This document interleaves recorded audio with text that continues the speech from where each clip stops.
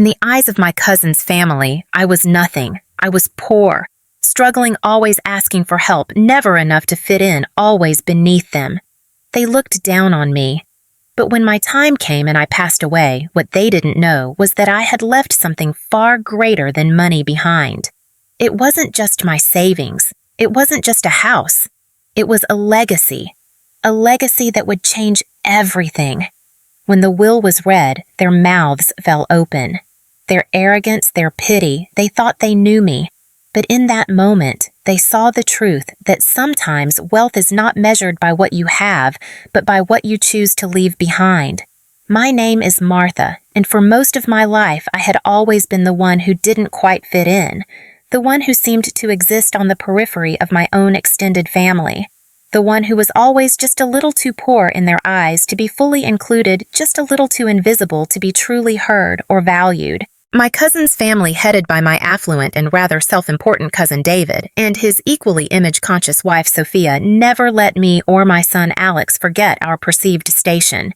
Every time they threw one of their grand, ostentatious family gatherings, every time I stood on the edge of their glittering conversations about European holidays and stock portfolios, they'd glance at me with that same familiar pitying look as if I were some unfortunate charity case they were obligated to tolerate.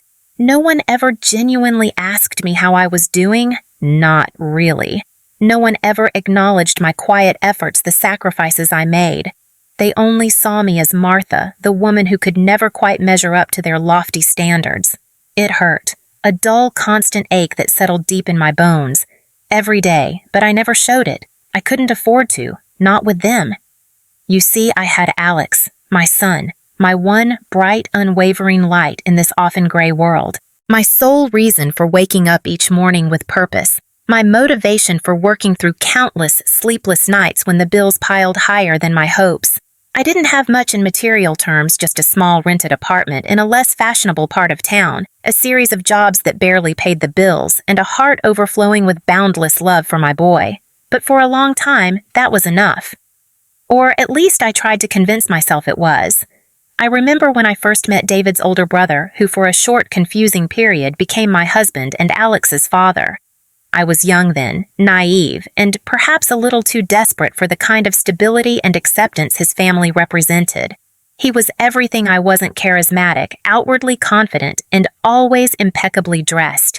He came from that same prosperous family, but in those early days, he seemed different. He wasn't overtly judgmental like the others. No, he actually seemed to see me, to like me for who I was. He made me feel special, seen in a way I hadn't felt before. We married quietly without much fuss or fanfare. I didn't have a dowry or influential connections to offer, but I gave him everything I had.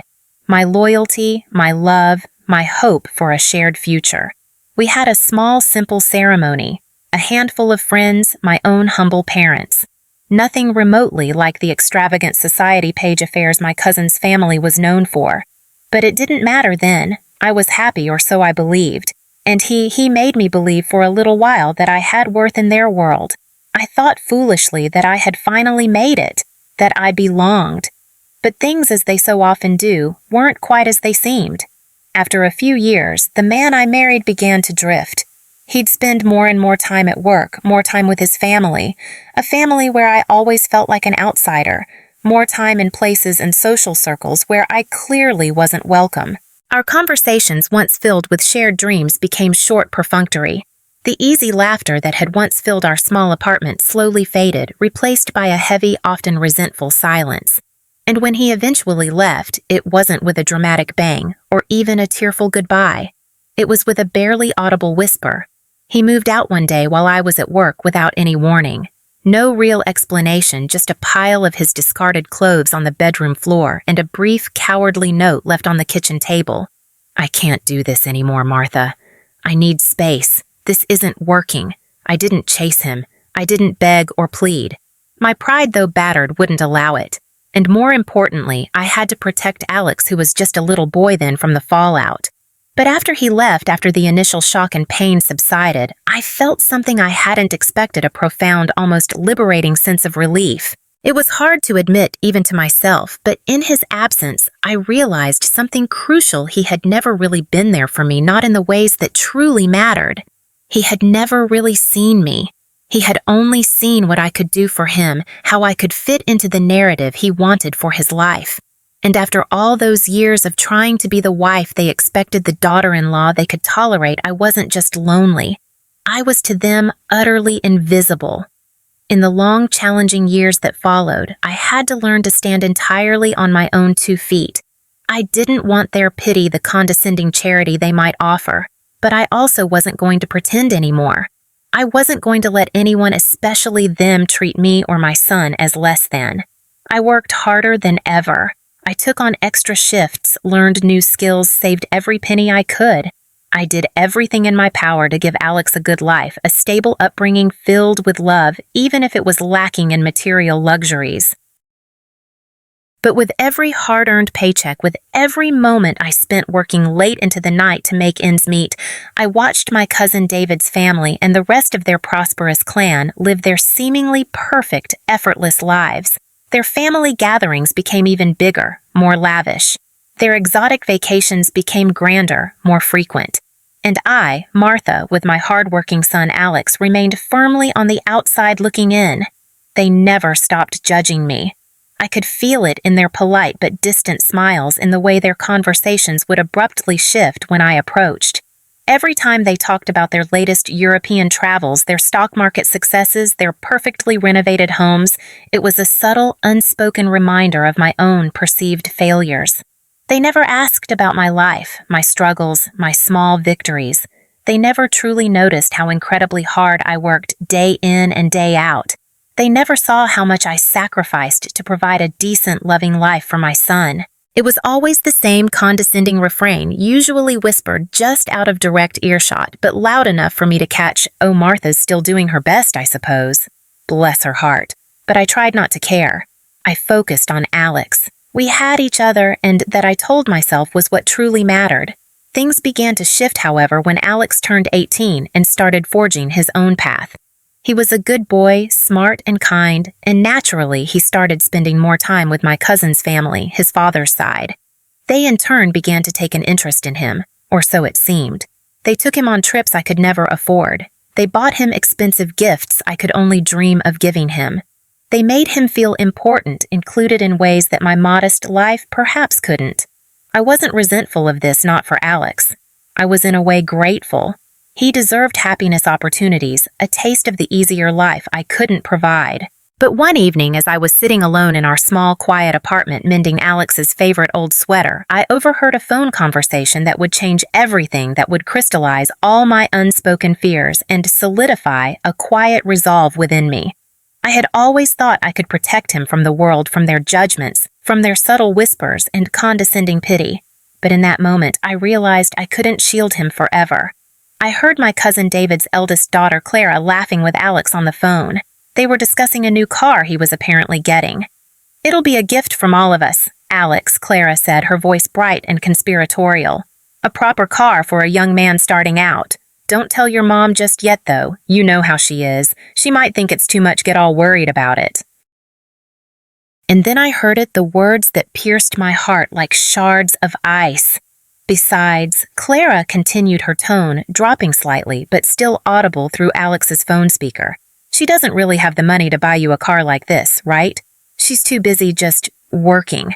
But don't worry, Alex. We'll take care of you. You're one of us now." The truth in its raw, unvarnished cruelty hit me like a physical punch to the gut. They thought I couldn't hear. They thought I didn't understand the undercurrent of their generosity. They thought I was oblivious. But I wasn't. I wasn't just poor in their eyes. I was inconsequential. I was invisible. I was perhaps even the family joke, the charity case whose son they were now rescuing. And for the first time in many, many years, I felt a familiar, almost forgotten emotion stirring deep inside me. Not just hurt, but anger. A cold, quiet, simmering anger. Anger that I had given so much of myself to them, my time, my efforts to maintain peace, only to be dismissed and belittled. Anger that I had allowed them, through my silence, to treat me this way for so long. But what hurt more than their judgment, more than their condescension, wasn't their opinion of me. It was the dawning, terrifying realization that my own son Alex, the one for whom I had sacrificed everything, the very center of my universe, was perhaps beginning to believe their narrative too. After overhearing that devastating conversation between Alex and his cousin Clara, I knew I had to make a decision, a profound shift in how I approached my life and, more importantly, my legacy. For years, I had quietly observed my extended family, the ones who consistently looked down on me, the ones who genuinely believed I was nothing more than a poor, struggling woman, barely making ends meet, live their lives in blissful, arrogant ignorance of my true strength, my resilience, my quiet capabilities. They assumed my life was a series of small, insignificant events, a footnote in their grand family saga. They thought that because I didn't flaunt wealth or chase prestige, I had nothing of substance to offer, nothing of lasting value. But I had always known something they didn't, something I had been meticulously, silently building, the real intrinsic value of what I possessed, the kind of wealth they, in their superficiality, would never truly comprehend. In the days and weeks following that overheard conversation, a profound quietness settled over me. I withdrew not in defeat, but in deep contemplation. I spent countless hours thinking, reflecting not just on the hardships and injustices I had endured, but on what I had actually accomplished against the odds. I thought about how despite everything, despite the loneliness and the financial struggles, I had managed to give my son the unwavering love and the solid moral foundation he needed to become the fine young man he was. But my thoughts weren't just mired in the past. They were firmly, resolutely fixed on the future, his future, and the statement I was about to make. I had always worked incredibly hard, saved with a discipline born of necessity, and lived a life of deliberate modesty. But over the many years, I had also made shrewd, careful investments, small, tentative ones, at first born from a desire for a sliver of security, and then progressively larger, more confident ones as I educated myself and built more financial acumen. There was my own grandmother's modest inheritance, which I hadn't squandered but had nurtured carefully. There were my own meager savings from decades of work, pennies pinched and dollars stretched. And then there were some surprisingly wise decisions about small, overlooked pieces of property that I had quietly, almost secretively invested in during the lean years after Alex's father had absconded. None of it had seemed like a fortune at the time I was accumulating it. It was just a safety net, a buffer against the harsh realities of a single mother's life. But now, with the way things were unfolding, with the condescension of my family reaching a new peak, it all mattered, immensely. One rainy Saturday afternoon, as I was methodically sorting through old files and papers, a lifetime of carefully kept records, I came across the documents that I knew would change everything, the final pieces of my quiet plan. My investments nurtured over decades were worth far more than even I had fully realized until that moment. The small, unassuming properties I had purchased years ago, nothing extravagant, just overlooked plots of land on the then unfashionable outskirts of the city, had appreciated in value exponentially as the city grew. My diligently managed savings accounts had accrued significant interest.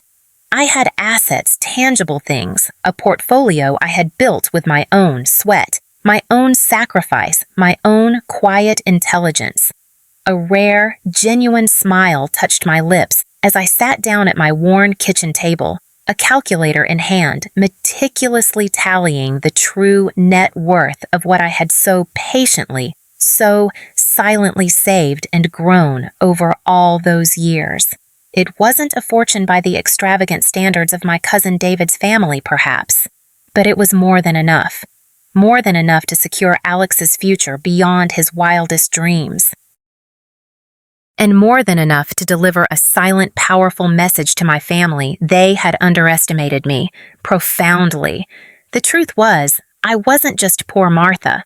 I was far, far from it. And very soon, they would all see it.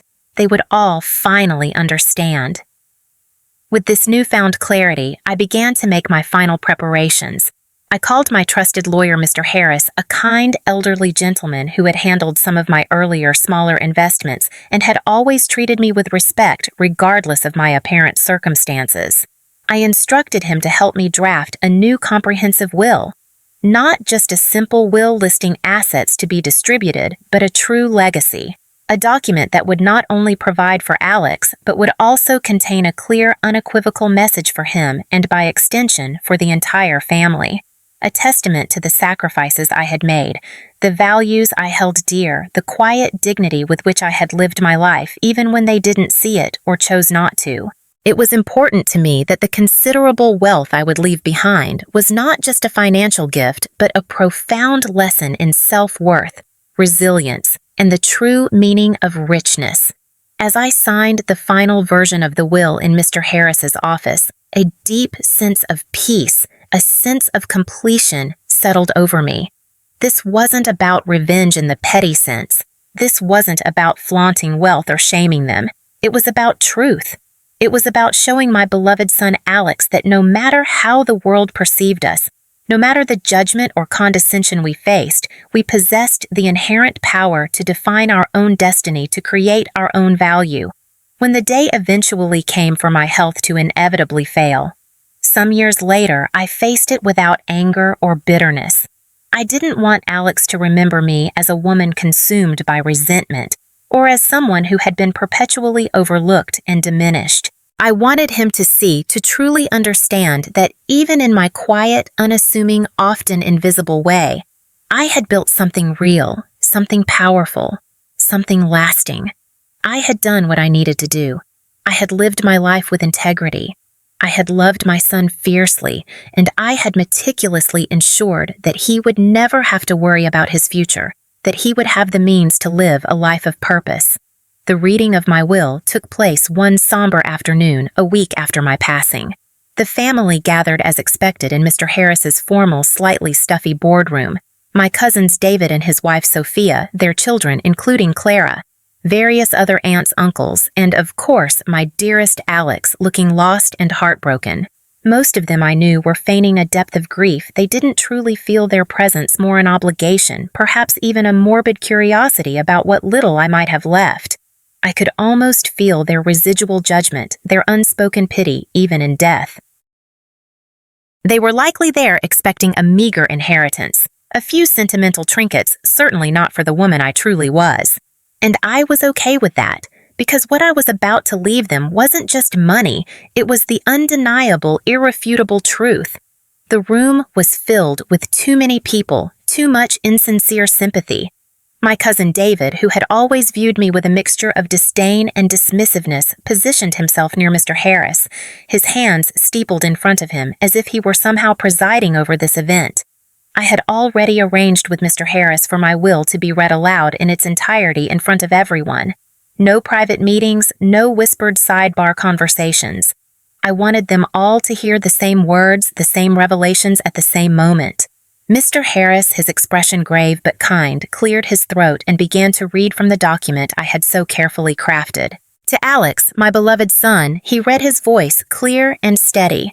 I leave you the entirety of my estate, which after all assets are liquidated and accounted for, is valued at the sum of $5 million. A stunned silence fell over the room.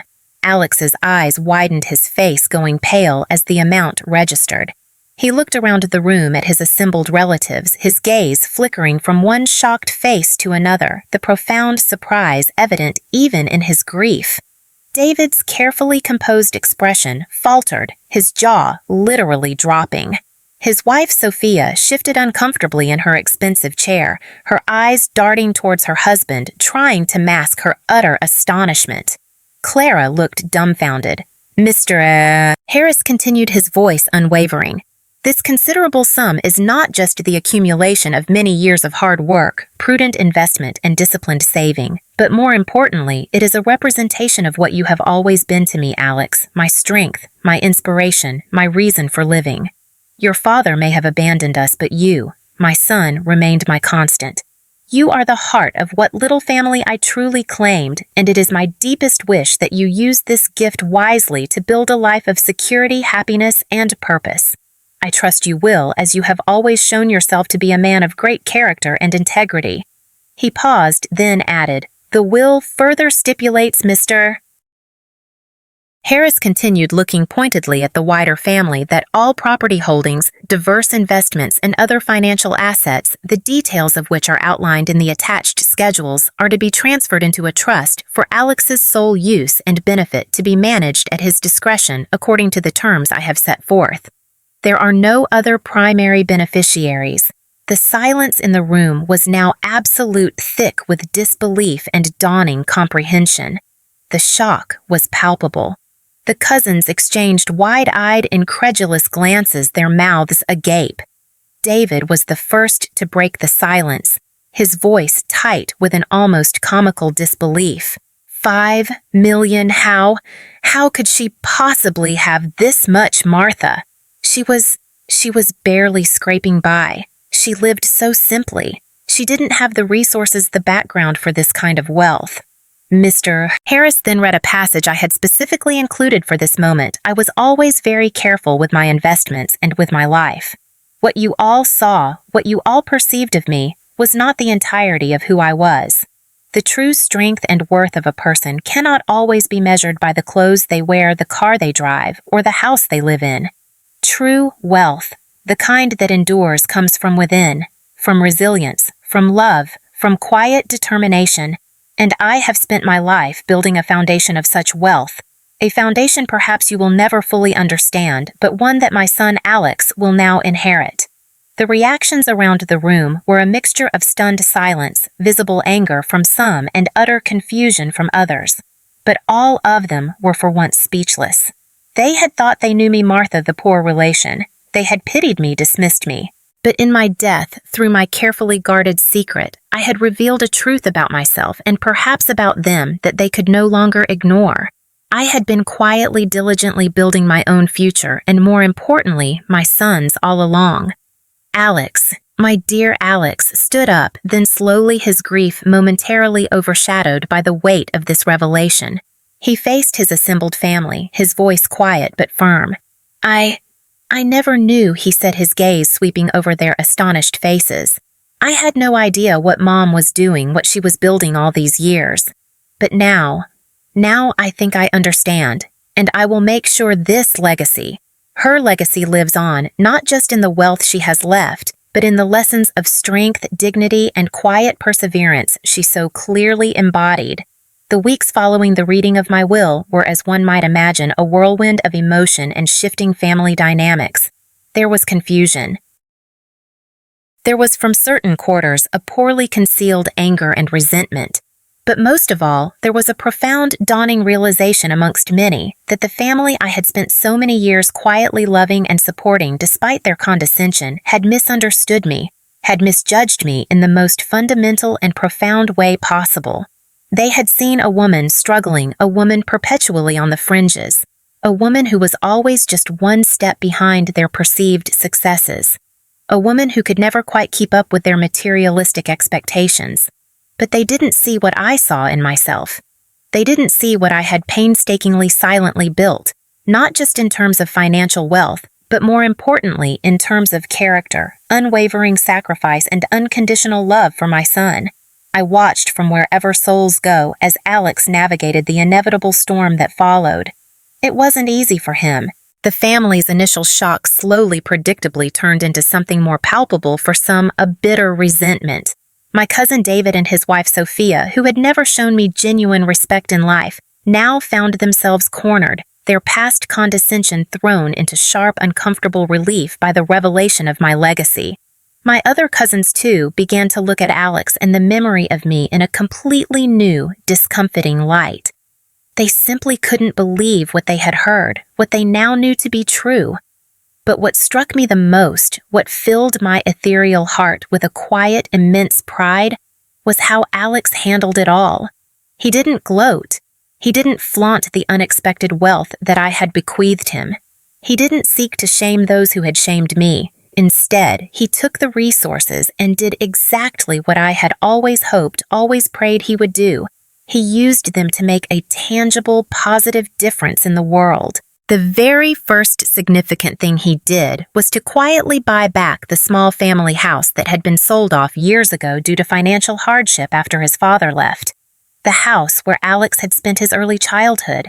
The house I had tried so desperately hard to make a warm, loving home despite the constant challenges and lack of support. He didn't announce his intention to anyone at first. It was a deeply personal, quiet decision. But when the deed arrived in his name, when he stood on the porch of that dear, familiar place, it was a clear, powerful statement. That house was more than just bricks and mortar. It was a symbol of everything I had sacrificed, for everything I had worked for, a testament to a mother's enduring love. He called me that night, though of course I could not answer in the way he knew, but I heard him in my own way. He spoke to my photograph, his voice filled with a raw, beautiful emotion. "Mom," he said, his voice thick, "I bought it back." "The house, our house, the one you worked so hard to keep for us, the one with all the memories." I couldn't speak, of course, but if I could have, my words would have been lost in tears of joy. I wasn't just touched by the gesture. I was profoundly moved by the deep understanding it represented. My son Alex, the boy who had sometimes looked at the world with a touch of his family's inherited weariness, as if its burdens were too heavy for his young shoulders, had finally found his true place in it, anchored by the strength of his own character. And then he said the words I had longed in my heart of hearts for him to one day feel. "I'm going to fix it up, Mom. Make it what it should have always been, what you always wanted it to be. A real home filled with light and love." But his vision didn't stop with the house. With Marcus Green, my lawyer, now his trusted advisor, Alex used a significant portion of the money to establish a charitable foundation in my name, the Martha's Light Foundation. It was something I had always dreamed of, a secret aspiration I harbored during my loneliest, most frugal years, but something I never believed I would have the means to achieve in my lifetime. The foundation, he decided, would focus on providing scholarships for bright, deserving children from low-income families, giving them the chance to attend college, an opportunity I had so desperately wanted for Alex but had struggled to fully fund. He even used part of the initial endowment to fund a small, cheerful community center in our old neighborhood, a safe haven that helped underprivileged children get access to tutoring, mentorship, and a quiet place to dream. His first projects were already making tangible waves by the time he called me again, standing by my graveside, his voice filled with a quiet, infectious excitement. "Mom, you wouldn't believe how many kids we've been able to help already just in these first few months. The scholarship applications are pouring in. The community center is always full. I'm doing what you always talked about, what you always wanted. Helping kids, giving them opportunities they might never have had.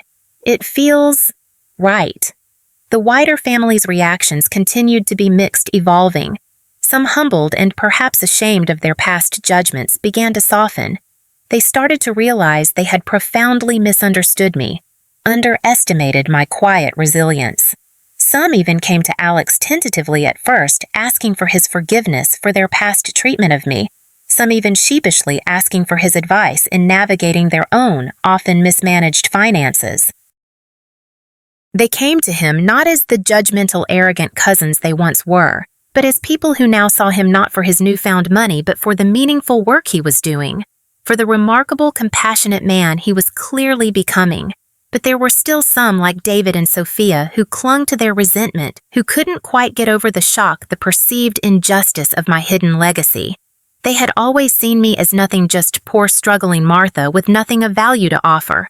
Now that they had been confronted with the undeniable truth of my financial independence and foresight, they didn't know how to process it.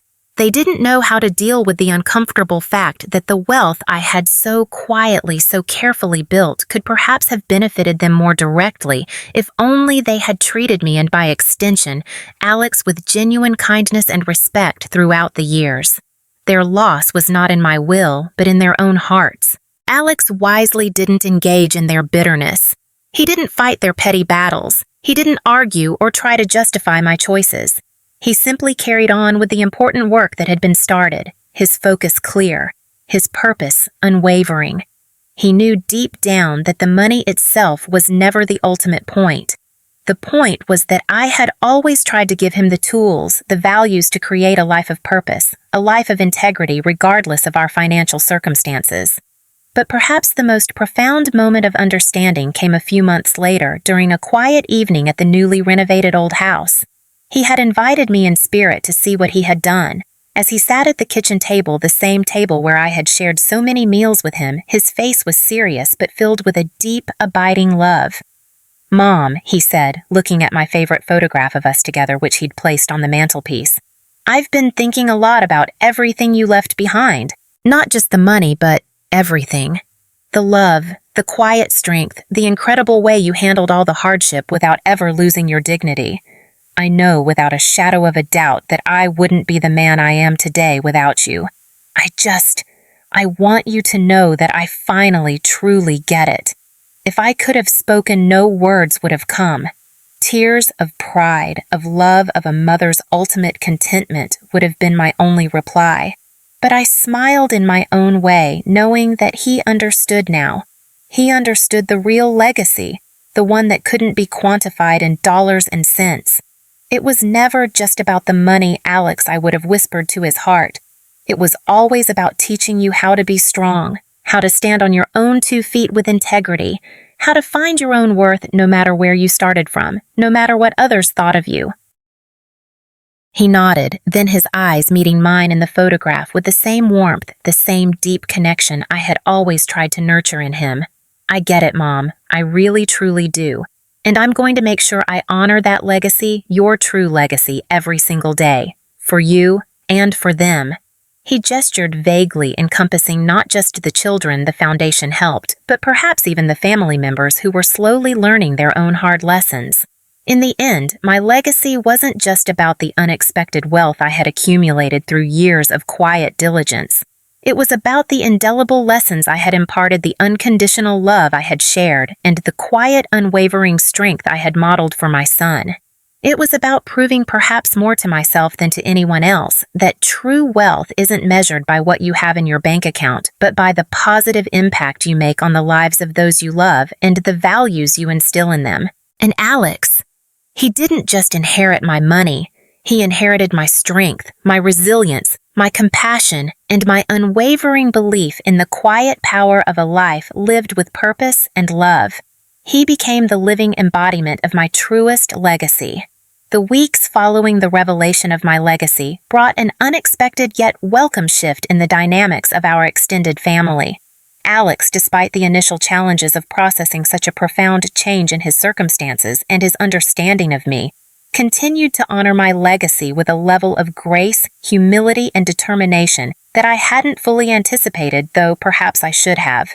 His commitment to the Martha's Light Foundation and to making our community a better place became his new, all-consuming mission. But as we all know, the consequences of such significant change aren't always immediate or straightforward, and sometimes things have to settle and be truly understood before they can genuinely evolve. The family, or at least some of them, started to come around. My cousin David and his wife Sophia made some awkward, tentative attempts to make amends. They started calling Alex more often, inviting him, and pointedly my memory to dinners and family functions they hadn't bothered with for years. It was clear, however, at least to Alex's discerning eye, that their efforts were motivated more by a belated sense of guilt, or perhaps even a dawning awareness of their own short-sightedness, than by genuine concern or remorse. They knew they had profoundly misjudged me, but instead of truly owning their past behavior, they tried to smooth things over with superficial gestures and hollow pleasantries. Alex, bless his heart, handled them with a polite but firm distance. He wasn't interested in engaging with their half-hearted attempts at reconciliation if they weren't sincere. He had learned from my life that their approval, their validation, didn't ultimately matter. His work, his purpose, the positive impact he could now make, that was what mattered. One day, as Alex and I, he in his busy office at the foundation, me in my quiet observation, were metaphorically sorting through the growing paperwork for the charity, he looked up from a grant proposal with a contemplative, faraway expression. "You know, Mom," he said, speaking aloud to the photo of me he kept on his desk, "I've been thinking a lot about what you always used to say, even when I didn't fully get it. About not just building wealth, but building a life of purpose, a life that means something beyond yourself. If I could have smiled, it would have been radiant. I'm so glad you're truly starting to understand that now, my dear Alex.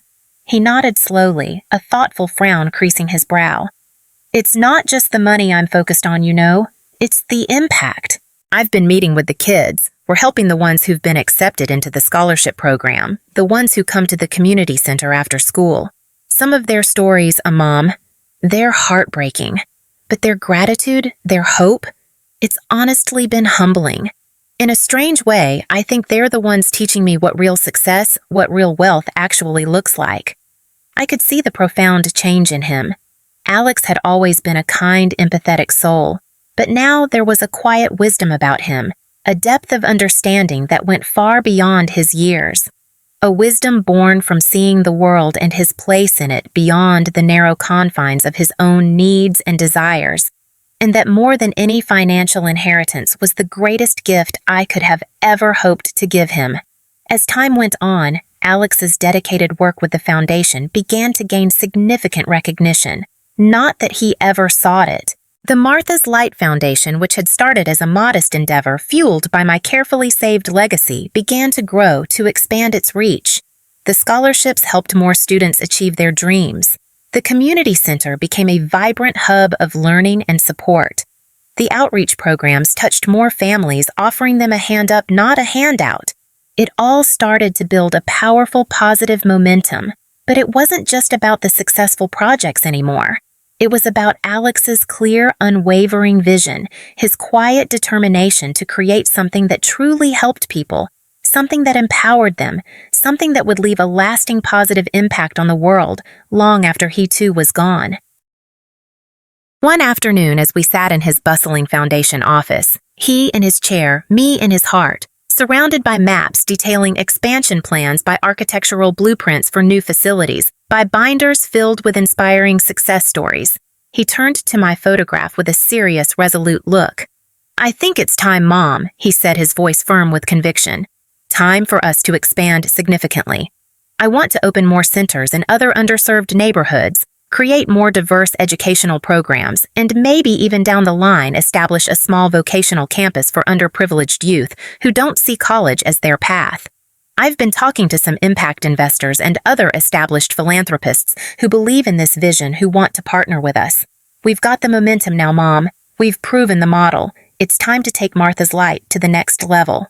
I sat back, metaphorically speaking, overwhelmed with a profound sense of pride that transcended any earthly measure.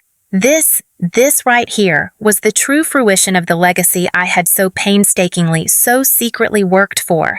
Not just the money itself, but the values I had tried often against the grain of his other family influences to instill in him. The vision of a better, kinder, more equitable world.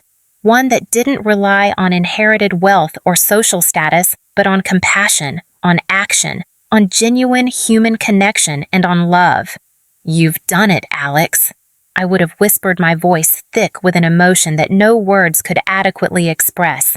"You've taken everything I managed to give you, and you've multiplied it, transformed it into something far greater, far more impactful than I could have ever dared to imagine in my wildest dreams."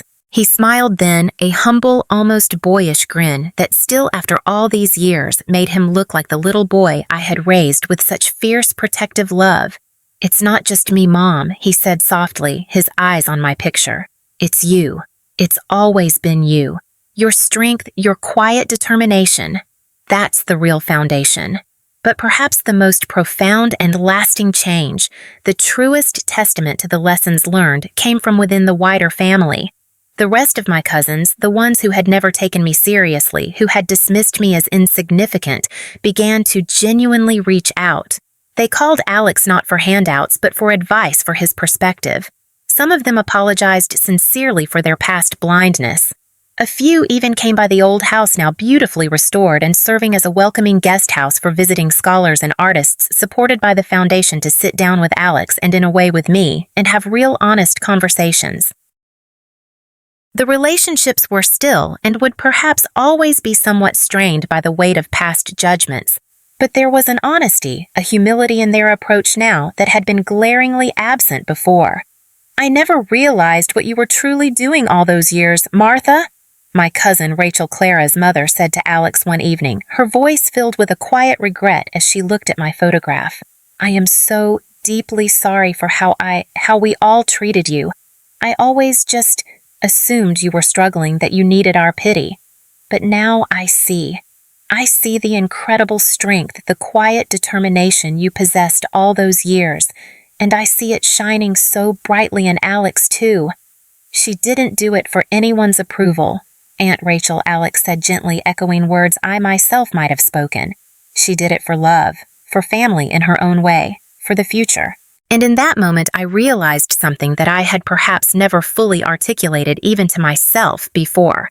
Sometimes the very people who judge you the hardest, who dismiss you the most readily, are the ones who, if given the chance to see the unvarnished truth, will eventually see you the clearest.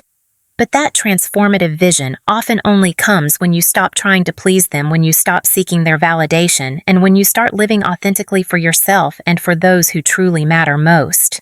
Alex's work with the Martha's Light Foundation flourished beyond anyone's except perhaps my own secret hopeful expectations. More children were given the precious opportunity to pursue their dreams. More families found hope, stability, and a pathway out of poverty.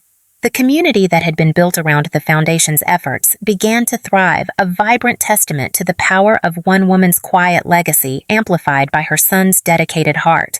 And I continued to exist in that peaceful, contented space beyond watching, knowing that I had done everything I possibly could for my son. I had made sure that his future was not just financially secure, but rich in purpose, that he understood deep in his bones the true enduring value of hard work, of quiet sacrifice, and of unconditional love. It wasn't the grand, flamboyant legacy I had perhaps once in my younger, more naive days imagined when I first started my journey of quiet accumulation, but it was the one I had always deep down truly hoped for. A legacy of strength, of compassion, of love, and of family redefined on our own terms, and that I finally peacefully realized was the greatest, most valuable treasure I could ever leave behind. In the end, the true measure of wealth isn't the money you accumulate or the possessions you leave behind. It's the lives you touch, the hearts you inspire, and the legacies you create through the choices you make, the values you uphold, and the love you give freely. And for me, Martha, my greatest, most enduring legacy was always my son, Alex, the one I raised with unwavering love, with enduring patience, and with the steadfast belief that no matter where we started from, no matter how the world perceived us, we could and would make a positive difference in the world. One quiet act of kindness, one determined step at a time. A mother's love is the truest form of wealth we can ever give to our children. Through sacrifice, through struggles, and even in silence, we build a legacy that goes beyond riches. And sometimes, when the world has turned its back on us, that legacy is the most powerful force of all. Sometimes the greatest gifts come not in grand gestures, but in quiet, unseen acts of love and sacrifice. And when we leave this world, it's not the things we leave behind that matter, but the values, the lessons, and the love we've shared. A legacy built on strength, resilience, and heart.